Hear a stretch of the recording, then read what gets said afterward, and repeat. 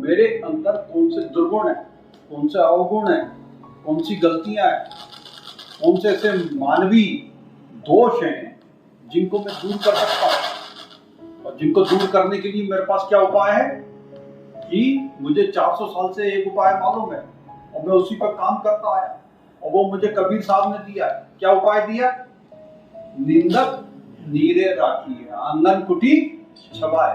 मतलब आप अपने आप को यदि देखना चाहते हैं तो राजा बन जाइए, और राजा बन के अपने घर में एक दूसरा घर बनाइए छोटा सा, और उसमें एक निंदक को बुलाइए, उसको पालिए पोसिए, उसको खाना पीना खिलाइए, और वो आपकी दिनचर्या को, आपके दैनिक कार्य व्यवहार को, आपके आचरण को, आपकी तमाम एक्टिविटीज को देखेगा।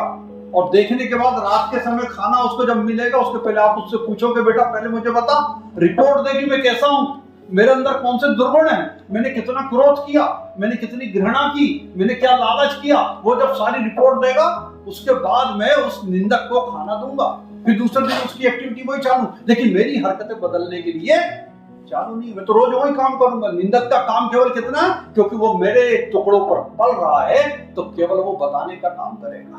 यदि मुझे लगेगा कि यार मैंने थोड़ा कम क्रोध किया, तो मैं क्रोध की मात्रा को थोड़ा और बढ़ा दूंगा।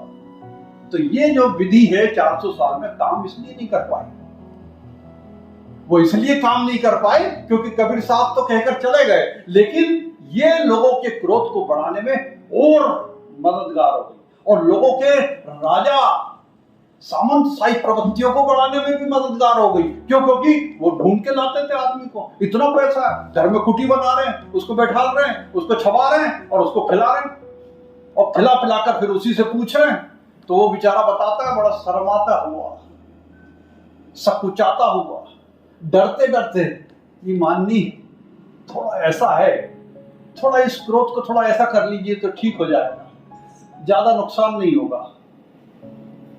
तो इस तरीके की जो विडंबना है, ये विडंबना पोसते रहे, पालते रहे। लेकिन इससे आसान विधि मैं आज आपको बता रहा हूं कि निंदक की जरूरत ही नहीं है, खुद ही खुद के निंदक बन जाओ, केवल इस विधा के जरिए। किसके जरिए?